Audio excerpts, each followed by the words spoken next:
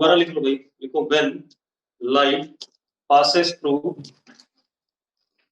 medium, when light, heading डाल लो पहले, scattering of light, heading डाल लो स्कैटरिंग ऑफ लाइट, डाल लिया सबने, लिख लिया भाई, हेडिंग है स्कैटरिंग ऑफ लाइट। अब लिखो when light passes through medium, say air, glass,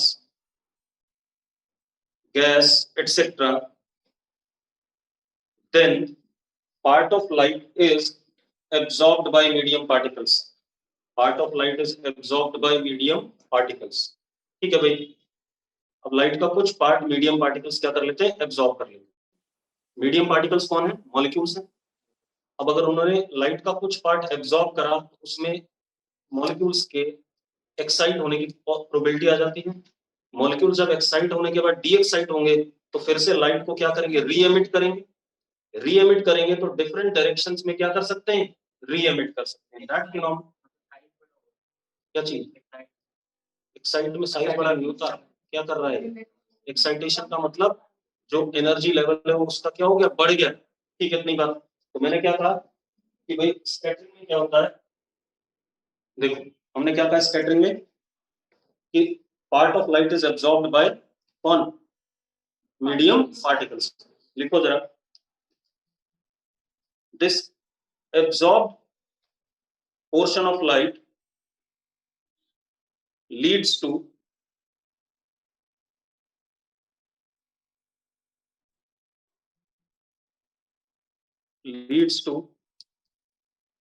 excitation of molecules of medium,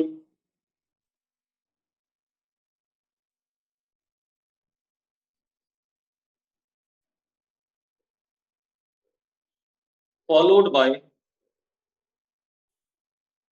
re-radiation. re-radiation मतलब एक्साइट होने के बाद जब क्या होंगे, डी एक्साइट होंगे, followed by re-radiation in different directions.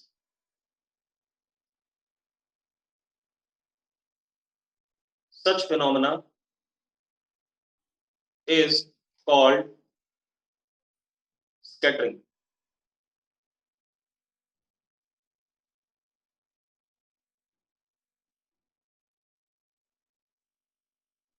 ठीक है भाई, अब लिखो जरा। अब एक बात तो, मीडियम में बहुत सारे मॉलिक्यूल्स होंगे, मिलियंस ऑफ मॉलिक्यूल्स होंगे, तो हर मॉलिक्यूल एब्जॉर्ब करके क्या करेगा, स्कैटर करेगा बाद में लाइट को, मतलब डिफरेंट डायरेक्शंस में रेडिएट कर देगा। ठीक है, लिखो जरा, द स्ट्रेंथ ऑफ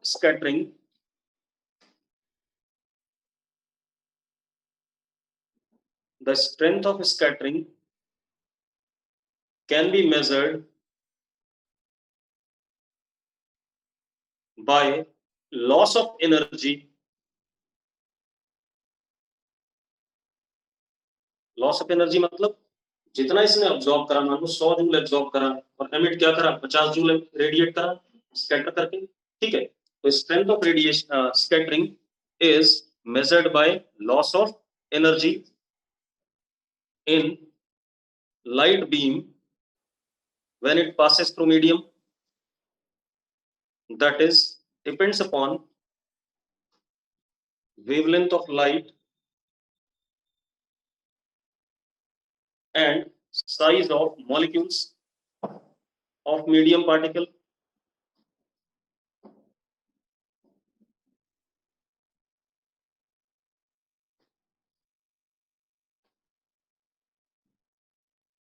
ठीक है भाई, मतलब किस पे डिपेंड करता है, एक तो वेवलेंथ ऑफ लाइट, वेवलेंथ मतलब जो इंसिडेंट एनर्जी है, और जो मॉलिक्यूल्स का क्या है, साइज। ठीक है, अब लिखो जरा, if medium particles are smaller than wavelength of light, if medium particles are smaller than wavelength of light,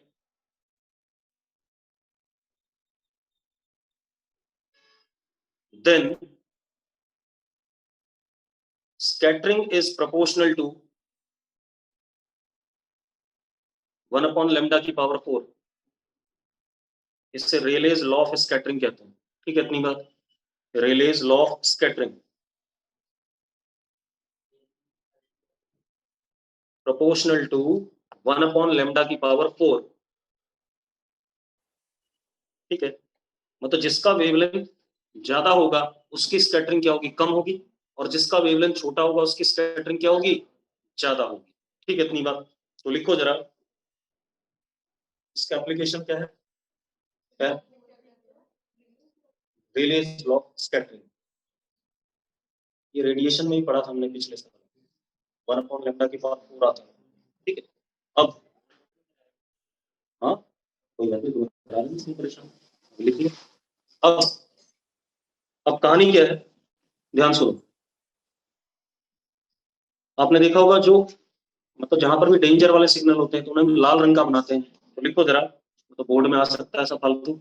Why danger signals are red in color? Why danger signals are red in color? क्यों? क्योंकि उसकी wavelength क्या होती है, सबसे ज्यादा होती है, तो स्कैटरिंग क्या होगी, कम, तो लॉस ऑफ एनर्जी क्या हुआ, कम हुआ, तो लाल रंग दूर तक दिखाई पड़ेगा। तो लिखो जरा, why danger signals are red in color? Because its wavelength is large, therefore scattering is less.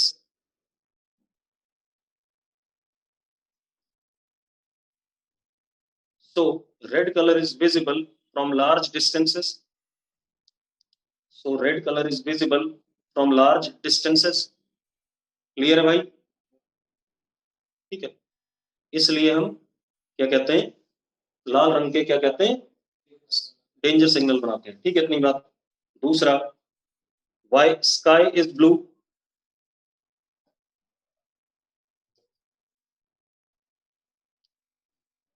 Blue colour की वेवलेंथ क्या होती है, छोटी, तो सबसे ज्यादा क्या होगा, स्कैटर होगा। ठीक है, इतनी बात। तो दूर से हमें कैसा दिखाई पड़ेगा, नीला ही दिखाई पड़ेगा। तो लिखो जरा, लिखो,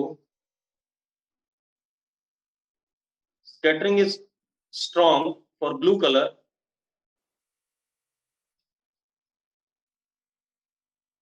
ठीक है, स्कैटरिंग इज क्या कहते हैं, strong for blue colour, therefore when we C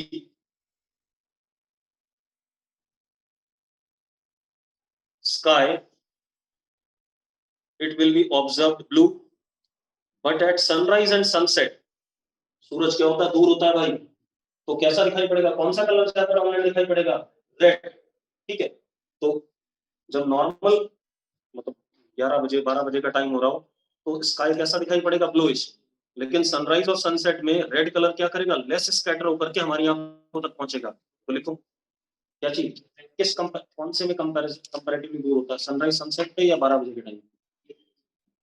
sunrise के टाइम पे दूर होता है या सनसेट के टाइम पे दूर होता है, और दिन में क्या होता है, नजदीक होता है।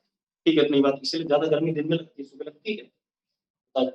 फिर तो दूसरी साइड जा रहा है ना, तो दूरी हो गया। ठीक है, तो क्या कहानी आ गई हमारे पास, क्या लिखा हमने, sky will be observe blue normally.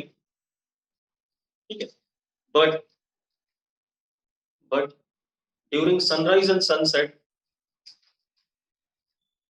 Due to less scattering of red colour sun will appear to be reddish। ज्यादा डिस्टेंस ट्रेवल करना पड़ेगा सन लाइट को। ठीक है, अब एक चीज बताओ भाई, अगर अर्थ के पास एटमॉस्फेयर नहीं होता तो स्काई कैसा दिखता, ब्लैक दिखता। लिखो जरा, लिखो, लिखो, if earth had no atmosphere, if earth had no atmosphere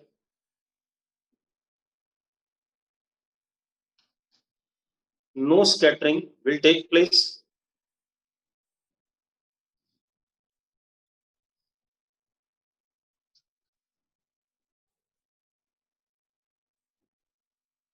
And we won't be able to see anything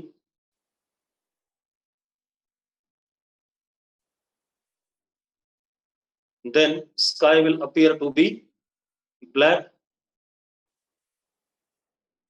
और आपने एक चीज और देखी होगी, जैसे आंधी तूफान आने वाला होता है तो आसमान काला पड़ जाता है। ब्लैकिश सा हो जाता है। तो ऐसा क्यों होता है वो भी लिख लो। लिखो, on humid day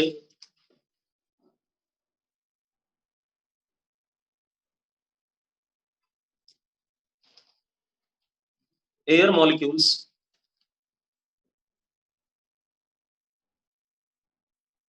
dust particles and water particles are dominant in atmosphere.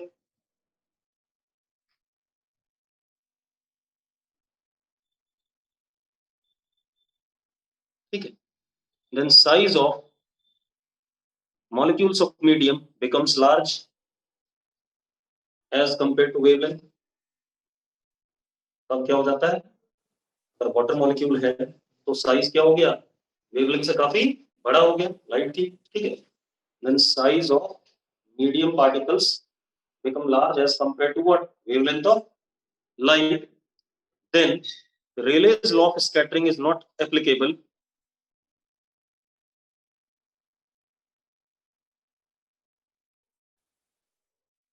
Then Rayleigh's law of scattering may not be applicable. इस वजह से अगेन कैसा दिखाई सा पड़ेगा, थोड़ा सा स्कैटरिंग होगी नहीं तो कैसा दिखाई पड़ेगा, हल्का हल्का सा काला दिखाई पड़ेगा। क्लियर है, होता भी है जब बहुत तेज तूफान आने वाला होता है तो काला सा हो जाता है। अब एक और चीज, polarization.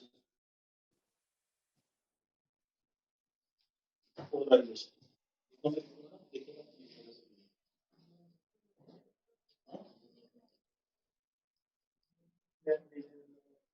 Polarization of light, polarization of light.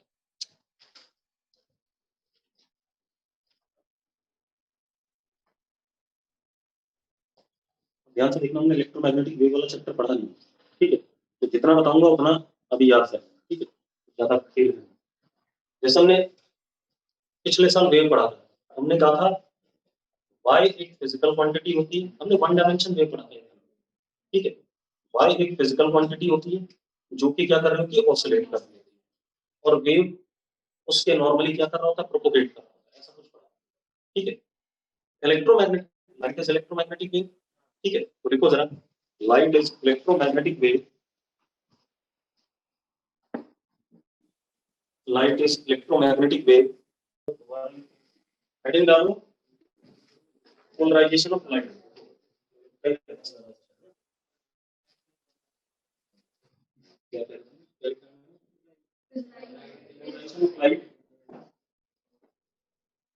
Light is electromagnetic wave. ठीक है, where oscillating physical quantity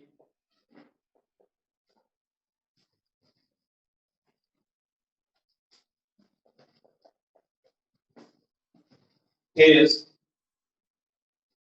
E vector and B vector always perpendicular to each other. ठीक है, दूसरी चीज, E vector cross B vector gives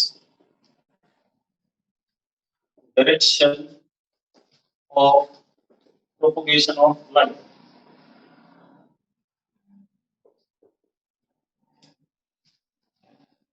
इतनी चीज आप अभी याद कर लो इस बात को। मतलब ई क्रॉस बी का जो डायरेक्शन आएगा वो किसका डायरेक्शन होगा, जिस डायरेक्शन में लाइट क्या कर रही होगी, प्रोपगेट कर रही होगी। ठीक है, इतनी बात हो गया भाई।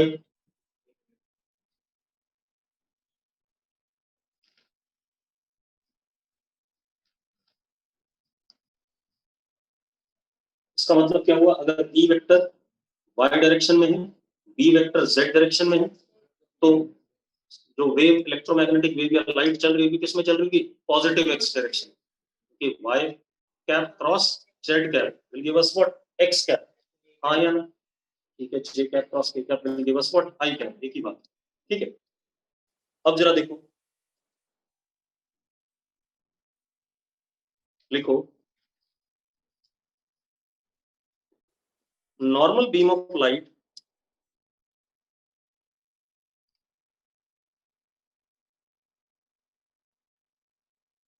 normal beam of light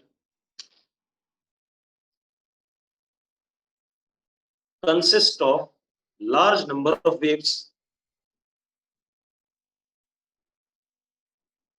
large number of waves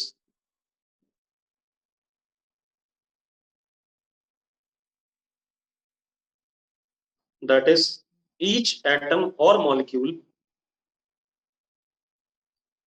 each atom or molecule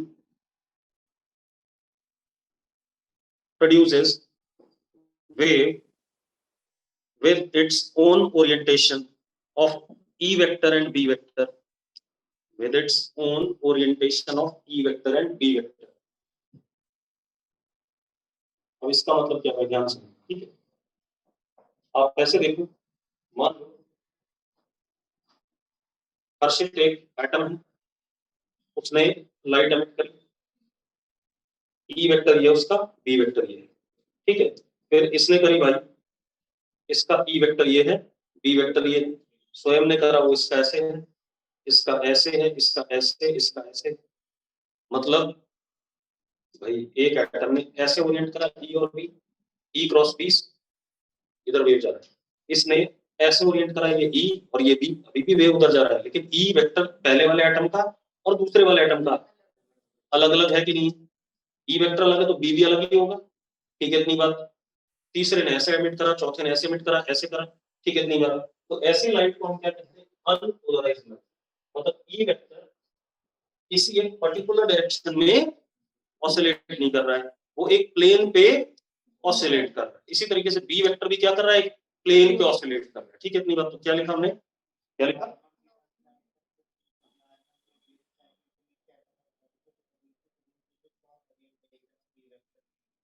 ठीक है।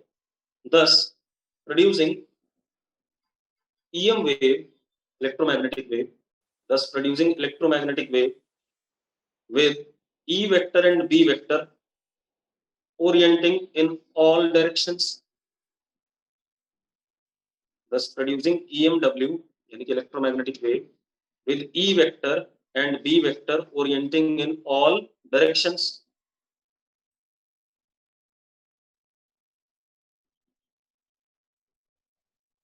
Such electromagnetic wave is called as unpolarized wave or unpolarized light.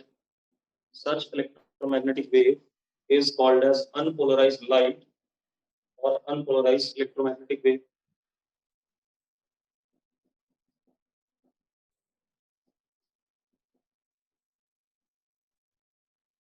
ठीक है। और संसार में जितनी भी लाइट हमें मिलती है, इससे मिल रही हो या इससे मिल रही है, इससे मिल रही हो, जितने बल्ब हैं या जहां से भी, सारी की सारी क्या, अनपोलराइज। लिखो जरा, लिखो generally light obtained from any source such as sun, electric bulb, etc. are unpolarized in nature.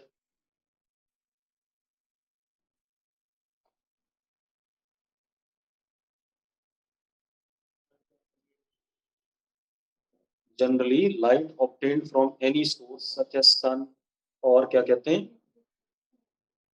Electric bulb, ठीक है इतनी बात, आर अनपोलराइज्ड, ठीक है इतनी बात।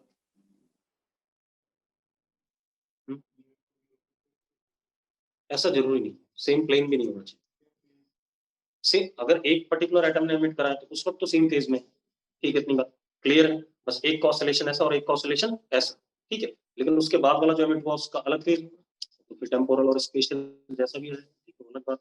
अब अब लिखो जरा, if we somehow, if we somehow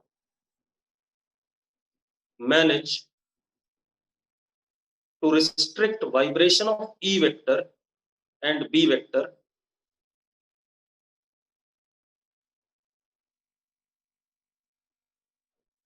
in one particular direction,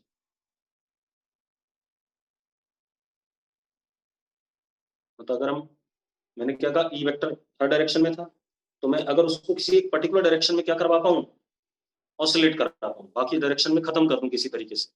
मैंने क्या कहा, if somehow we manage to, क्या कहते हैं, restrict oscillation of E vector and B vector in one particular direction, then we call light as linearly polarized.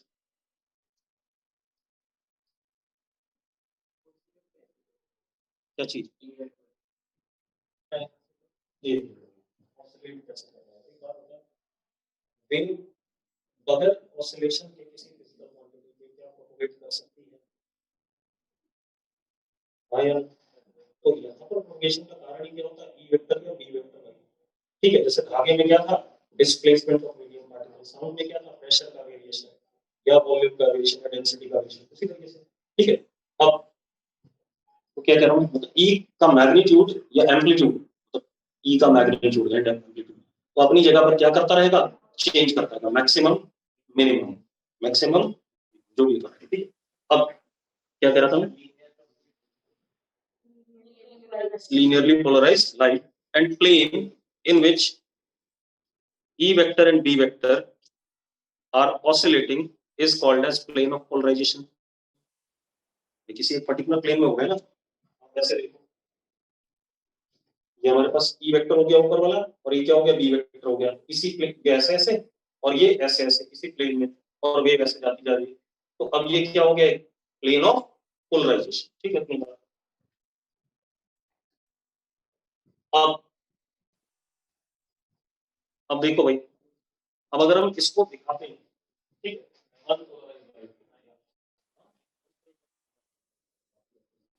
अगर मैं unpolarised light को दिखाना चाहता हूँ तो कैसे दिखाऊंगा,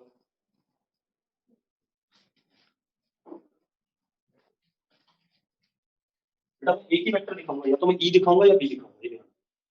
ठीक है, मैं क्या दिखाऊंगा, या तो ई या तो बी।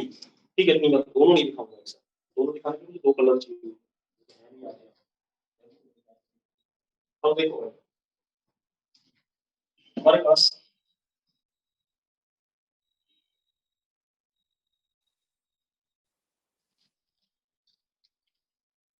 ये सारे ई वेक्टर बना हुआ है,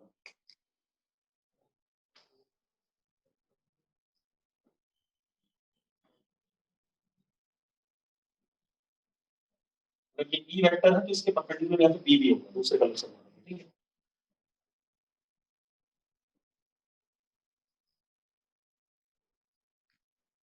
ये हमारे पास ई वेक्टर है। ठीक है, ई क्रॉस बी, बी मान लो ऐसे ऊपर की साइड था। ठीक है, तो ई क्रॉस बी किधर आ रहा है,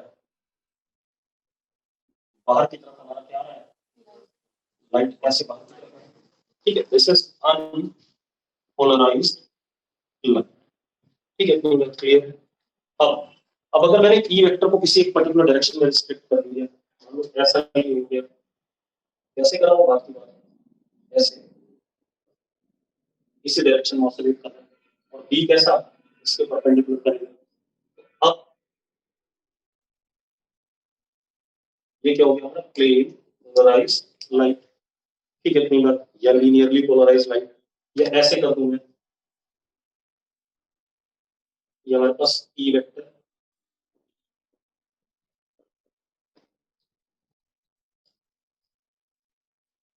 अब जरा देखो, और बी ऐसे, ई क्रॉस बी कैसा आ गया बाहर, ये भी क्या हो गया हमारा, प्लेन पोलराइज्ड। ठीक है, अब कैसे करूँ वो भी, ठीक है, प्लेन को तो 3D भी हो गया ना, एक भी और होता है इसका, अनपोलराइज्ड।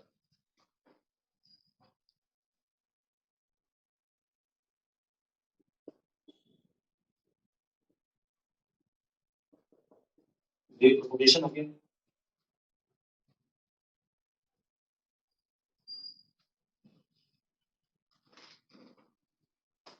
ऐसे ही डॉट, डॉट मतलब अंदर की तरफ भी है, ऐसा हो गया ना, ऐसे भी आगे ही, ऐसे भी आगे, ऐसे भी आगे, ऐसे भी आगे, सारी किया। ठीक है, ये भी कौन सा हो गया, डॉट दिखाने का मतलब क्या हो गया, इलेक्ट्रिक फील्ड अंदर की तरफ भी है, ऐसे भी है, बाहर की तरफ भी, जैसे ये क्या, अनपोलराइज्ड अगर मैं प्लेन पोलराइज इस फॉर्म में लिखा हूं, ये वेव प्रोपगेशन और अगर मैं सिर्फ ई वेक्टर ऐसा लिखूं, डॉट वाला ना लिखूं, तो ये डॉट नहीं बनाया, डॉट नहीं बनाया तो क्या हो गया, प्लेन पोलराइज। ठीक है, ठीक है, ईपीएल ऐसे देखिए, एक में वेव बाहर की तरफ थी, एक में वेव इसी के अंदर, ऐसे बना लिया। नहीं भाई, ये देखना डॉट बनाया तो एक ये भी है, ये भी है, ये भी है, क्या चीज है, इसी प्लेन में लेगा। ठीक है, ठीक है, तो मैं तो एक इंस्टेंट पे देखूंगा ना, अगर वेव का डायरेक्शन ये है तो ई और बी उसके क्या होंगे, परपेंडिकुलर, एक ही प्लेन पे आ रहा होगा। अब वेव का डायरेक्शन हमेशा अलग अलग पार्टिकल्स के लिए है, लेकिन अगर मैं इस इंस्टेंट पे देख रहा हूँ वेव इधर जा रही है, इस इंस्टेंट पे क्या होगा, जब एक ही प्लेन में है। ठीक है? अब लिखो जरा, कुछ पॉइंट्स लिख लो, लिखो।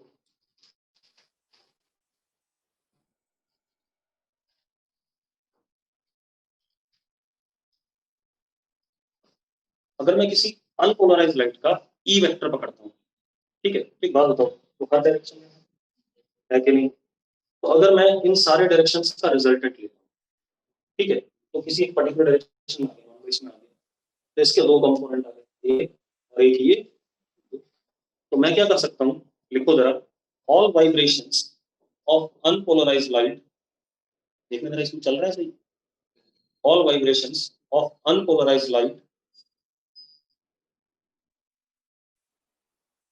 all vibrations of unpolarized light at given instant can be resolved in two mutually perpendicular directions, can be resolved in two mutually perpendicular directions, हाँ या ना।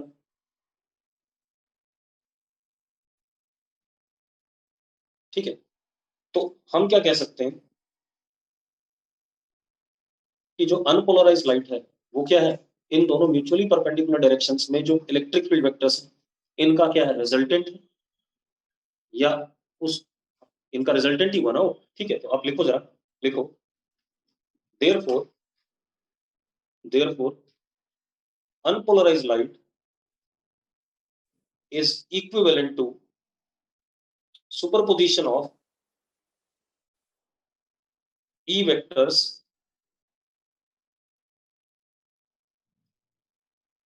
in mutually perpendicular directions. Superposition of E vectors in mutually perpendicular directions. ठीक है, इतनी बात। अब मेरी बात सुनो, तो मैं ऐसा कह सकता हूँ, इसको मैंने ऐसे बोल दिया, मान लो इसका रिजल्टेंट ई वेक्टर का आया कुछ ऐसा, ये आया, अब इसके दो कंपोनेंट, एक ये ई वाई और एक ये ऊपर क्या ई जेड, कर सकता हूँ ऐसा, इन दोनों का रिजल्टेंट कौन हो गया, ई हो गया। ठीक है, ठीक है, कोई दिक्कत नहीं, नोट करो जरा, और मान लो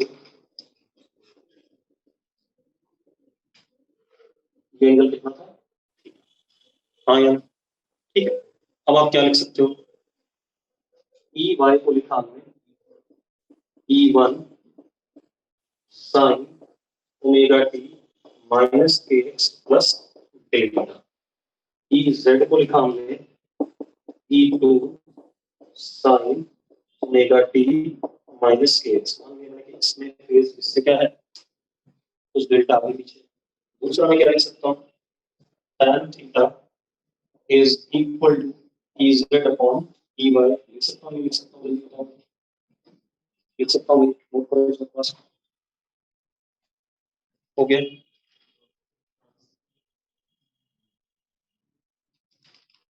लिखो जरा, polarization is convincing proof of polarization is convincing proof of transverse nature of light.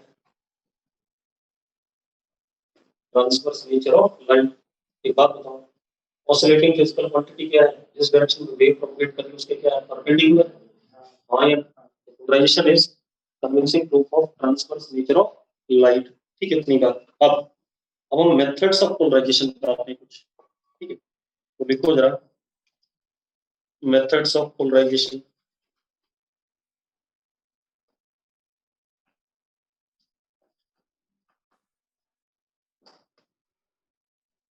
एक चीज देखो यार, इन दोनों का सुपरपोजिशन ही आ रहा है कि नहीं आ रहा है? ऐसा हमने एसएचएम में पढ़ा था, दो म्यूचुअली परपेंडिकुलर एसएचएम्स अगर क्या करते हैं, सुपरइम्पोज करते हैं, तो रिजल्टेंट भी क्या बनता था? एसएचएम। डिफरेंट कंडीशन में डिफरेंट आता था, याद है? अगर डेल्टा की वैल्यू 0 हो जाए तो एक लाइन पे आता था ऑसिलेशन, तो वो लीनियरली क्या हो जाएगा? पोलराइज्ड। वो अपने आप ही पहले से ही पोलराइज्ड है।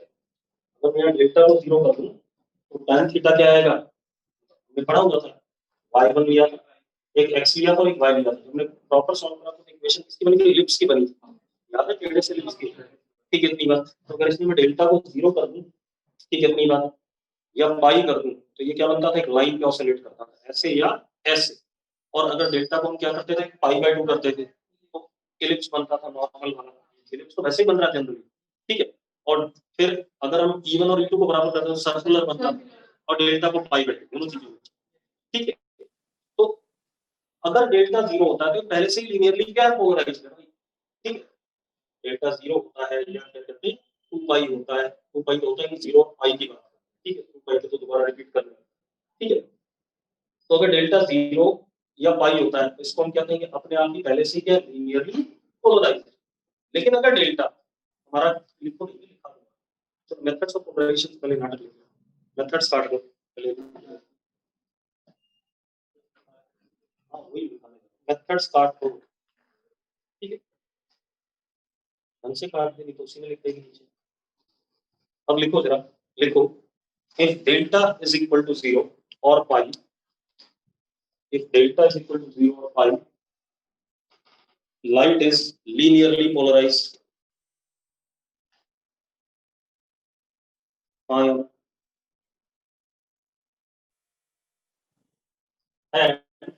at all other angles, light is elliptically polarized. तो yes or no? सारे बाकी एंगल के लिए क्या था? एलिप्स ही बनता था, याद है? बस पाई बाय 2 के लिए और 3 पाई बाय 2 के लिए वो सिंपल वाला एलिप्स बन जाता था, जो हमने पढ़ा 11 12 में पढ़ते हैं, जो नॉर्मल वाले। हाँ या ना? ठीक है, तो बाकी सारे एंगल के लिए क्या बन जाएगा? इलिप्टिकली पोलराइज्ड। अब एक चीज और लिख लो, if delta equal to pi by 2 or 3 pi by 2 and E1 is equal to E2 and E1 is equal to E2, delta pi by 2 है या 3 pi by 2 है और E1 is equal to what? E2, then circularly polarized।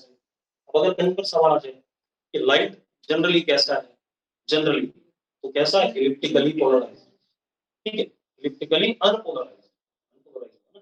ठीक है, इतनी बात। और ellipse, ठीक है, इतनी बात। इसके लिए इलिप्टिकली यूज करते हैं।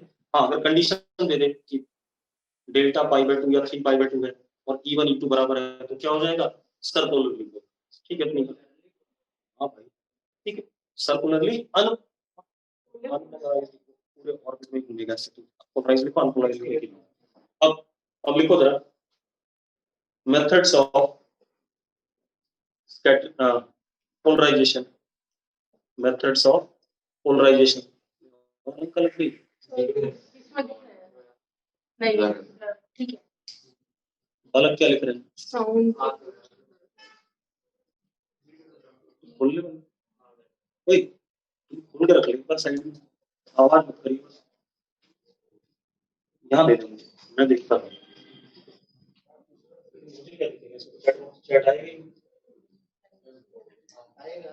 नहीं आता चैट, जो बालक लिख सर बच्चा लिख रहा है आपकी वॉइस बीच बीच में ऐसे चल कर रही है। सही कह रहा हूँ, कभी आ रही हूँ कभी जा रही हूँ, ऐसे चल रही है पीरियड। वाइब्रेट ऑसिलेट उसमें मुझे क्या फायदा होगा भाई? मैंने स्क्रीन देखी, मैंने चैट बॉक्स देख लिया, कौन क्या लिख रहा है? सर सही है, कोई लिख रहा है ना, तो सही है। अब सुनो भाई, अब मेथड्स ऑफ पोलराइजेशन पहला लिखो, बाय स्कैटरिंग, बाय स्कैटरिंग। अब देखो यार, स्कैटरिंग क्या है? इलेक्ट्रोमैग्नेटिक वेव आई और मॉलिक्यूल्स के साथ क्या करती रही, टक्कर करी, उसने उसने कुछ एनर्जी एब्जॉर्ब करी, फिर आगे री एमिट कर दी, ऐसा कुछ है। एक बात बताओ, जो री एमिट करता है तो कम करता है एनर्जी, ठीक है? तो अब एक चीज और हमें पता है, कोलिजन में नॉर्मल कंपोनेंट कोलिजन में पार्ट लेता है, और जो पैरेलल कंपोनेंट मैंने ऐसा बनाया था, ऐसा बनाया था, मैंने कहा कोई भी अनपोलराइज्ड वेक्टर उसको मैंने दो वेक्टर्स में तोड़ दिया, ई वाई और ई जेड। अब इनमें से कोई एक मान लो नॉर्मल है और कोई एक क्या है, क्या कहते हैं, टेंजेंशियल। तो जब मॉलिक्यूल्स के साथ एंगेज हुआ तो नॉर्मल कंपोनेंट एंगेज होगा, टेंजेंशियल कंपोनेंट एनर्जी देने में या लेने में कोई पार्ट नहीं। मान लो वाई वाला कंपोनेंट एनर्जी देता है, पहले मॉलिक्यूल से ये वाई वाला कंपोनेंट आया तो थोड़ा सा कम बाद में स्कैटर होने लगा, फिर दूसरे मॉलिक्यूल से इसी की टक्कर हुई तो वाई वाला कंपोनेंट फर्दर कम, जेड वाई वाला फर्दर कम होगा, धीरे धीरे कम होते होते वाई वाला लगभग लगभग क्या हो जाएगा, निकलना, और वाई वाला निकलना हो जाएगा, बचा कौन सा हमारे पास, एक ही कंपोनेंट बचा, तो क्या हो गया, लाइक प्लेन पोलराइज या लीनियरली पोलराइज। ठीक है, इतनी बात। तो ये मेथड हमारा क्या है, स्कैटरिंग वाला है। तो लिखो जरा, लिखो, व्हेन अनपोलराइज्ड, बता रहा हूँ वही दोबारा, पहले लिख ले एक बार, तब शायद समझ में आ जाए। When unpolarised light is scattered by small particles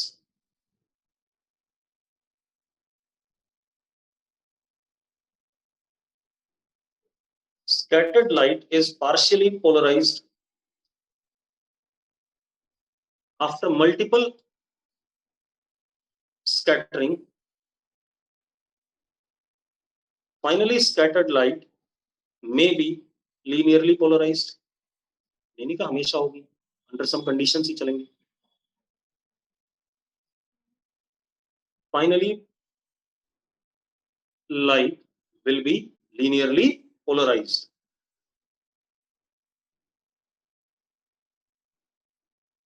same काम हम रिफ्लेक्शन में भी कर सकते हैं।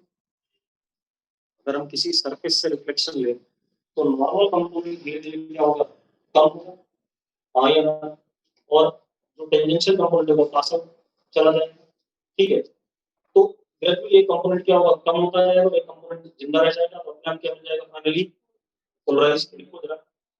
Polarisation can be also done by reflection और रिफ्रैक्शन, बाय रिफ्लेक्शन और रिफ्रैक्शन।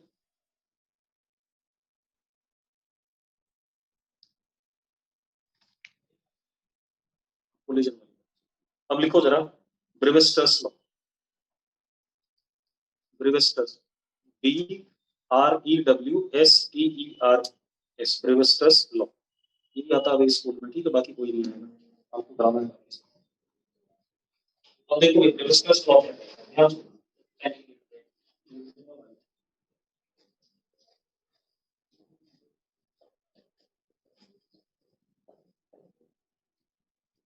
देखो ये क्या कहता है,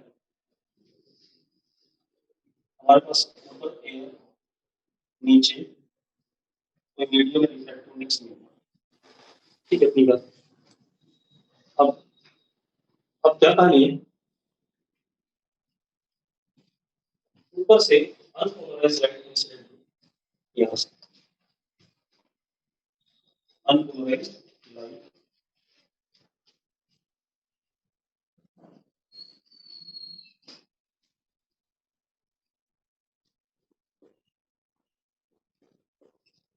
अनपोलराइज्ड लाइट, ठीक है, इतनी बात क्लियर है। अब देखिए ये नॉर्मल, ये एक्सपेरिमेंटल था तो कैसे मिल गया था किसी को, अब क्या कहानी है एंगल ऑफ इंसिडेंस आई, कुछ रिफ्लेक्ट होगा, जो रिफ्लेक्ट होगा उसमें नॉर्मल कंपोनेंट घट रहा होगा और कौन सा बचेगा, पैरेलल वाला बचेगा। ठीक है, तो ये ऐसे गए, ये भी, ये आर और ये रिफ्लेक्टेड, ये कितना स्मॉल, सॉरी आर डैश। ठीक है, इतनी बात। उसने क्या कहा, एक reflected light and refracted light are perpendicular to each other.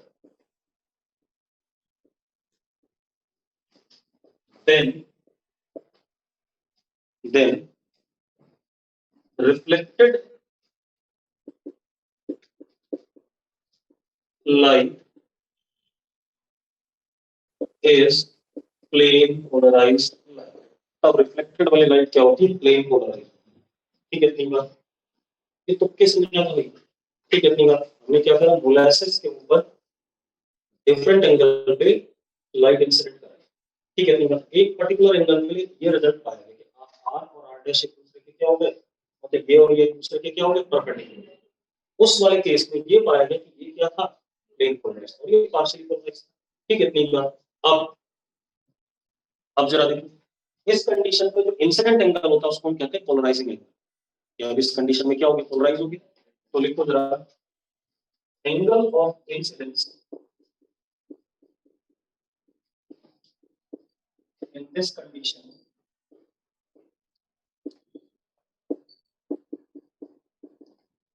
is polarizing angle. Phi is equal to IP. IP ठीक है, अपनी बात है। ठीक, अब आप एक चीज देखो, R plus R dash is equal to what, 90 degree दे रखा है आपको।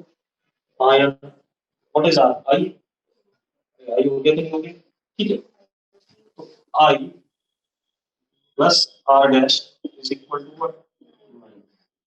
अब मैं इस मेरे को लगा दूं, तो क्या हो गया, sin I is equal to mu sin R dash I IP हो गए IP।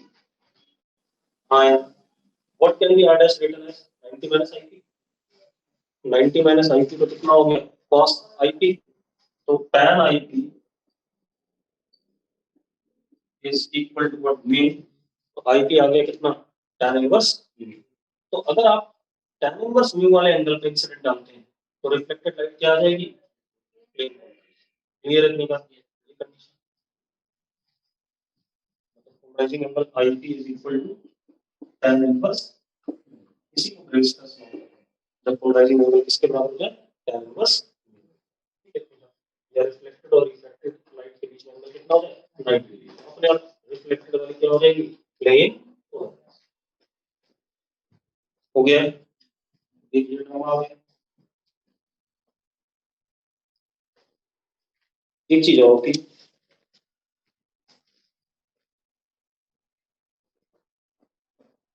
ये तो मेथड हो गए जिनसे हमने पोलराइजेशन करा है ना। कुछ ऐसे डिवाइसेस भी होते हैं जिनके थ्रू लाइट पास करती है अनपोलराइज को। आपको फाइनल लाइट कैसे मिलेगी, प्लेन पोलराइज। उसको क्या कहते हैं, निकॉल या पोलराइजर। ठीक है, ठीक है, बढ़िया। आगे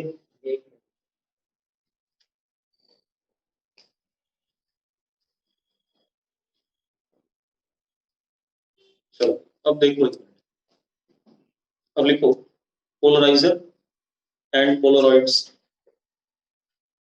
पोलराइजर एंड पोलरॉइड्स। पोलराइड वाले चश्मे आते हैं, क्या पोलराइड कहते हैं, क्लियर होता है। पोलरॉइड इज समथिंग, अन्ना जी के पास है। चलो देखते हैं, पता क्या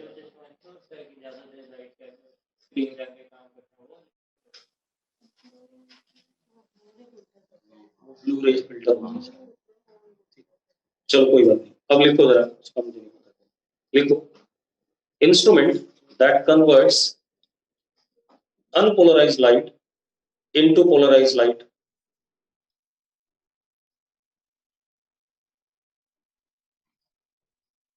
Unpolarized light into polarized light. Simple सी कहानी है और कुछ काम नहीं, ठीक है। बताता हूँ कैसे करता है। Instrument which converts unpolarized light into polarized light, इसको पोलराइजर में कन्वर्ट करते हैं। अब होता क्या है, जैसे निकॉन प्रिज्म में एक पर्टिकुलर डायरेक्शन में स्लिट्स होती है। अगर यहाँ पर कोई कैल्साइट का प्रिज्म या निकॉन का प्रिज्म ले लूं, उसमें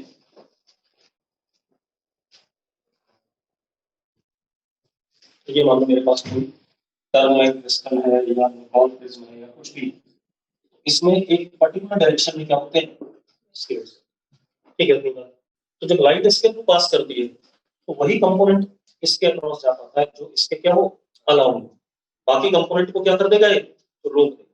क्लियर है भाई? ठीक है। अब जरा देखो एक minute,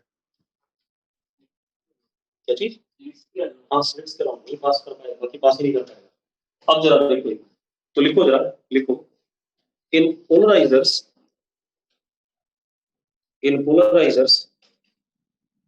there are fine slits in particular direction across which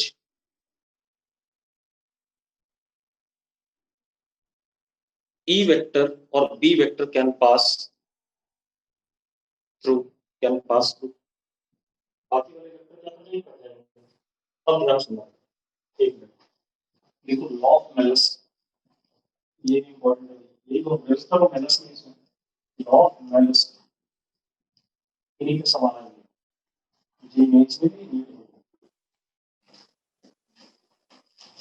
इस बात में मेलस में इन्हीं के समान है। अब देखो हमारे पास क्या है, ये हमारे पास मान लो स्लिट की डायरेक्शन है, ठीक है, पोलराइज्ड। अब मेरे पास अनपोलराइज्ड लाइट है, क्या है अनपोलराइज्ड लाइट का ये सपोज रिजल्टेंट वेक्टर था ए, एम्पलीट्यूड जो भी है, ई था या ए था, और इसका एंगल कितना बन रहा है थीटा। इसके रिजल्टेंट सारे अनपोलराइज्ड का क्या ले लिया रिजल्टेंट, ये थीटा। अब एक बात बताओ, जब ये इस पार निकलेगा, ये कैसा अनपोलराइज्ड, जब इस पार निकलेगा तो क्या निकलेगा बेटा, ए cos ये निकलेगा कि नहीं निकलेगा, this is what plane polarized light, बाकी सबको तो काट देगा।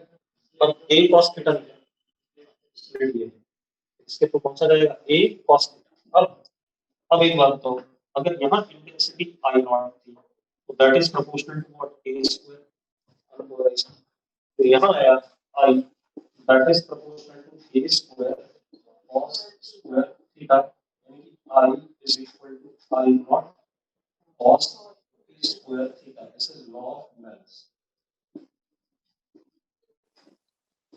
अगर किसी पोलराइजर के थ्रू लाइट पास करती है, ठीक है, इतनी बात, तो कितनी इंटेंसिटी पास करेगी आई नॉट cos स्क्वायर, ठीक है, इतनी बात क्लियर। क्या चीज सॉल्यूशन अनपोलराइज्ड, ये था कोई प्लेन पोलराइज्ड लाइट, उधर भी क्या मिला मुझे प्लेन पोलराइज्ड एक पर्टिकुलर में, ठीक है, इतनी बात है। ये इसी डायरेक्शन में था, ए एम्पलीट्यूड है इलेक्ट्रोमैग्नेटिक वेव का, ठीक है, ई लिख लेते हैं उससे क्या फर्क पड़ेगा, प्लेन पोलराइज्ड था, ठीक, ये प्लेन पोलराइज्ड लाइट था, इसका एम्पलीट्यूड क्या था ए, लेकिन उस प्लेन पोलराइज्ड का भी कौन सा कंपोनेंट पार गया cos वाला, ठीक है, इतनी बात। क्यों? क्योंकि उसने साइन वाले कंपोनेंट को क्या कर दिया रिस्ट्रिक्ट, ठीक है, हाँ भाई इसका नाम तो जाएगा, बाकी तो किसी का नाम जाएगा ही, कुछ लिखा हुआ है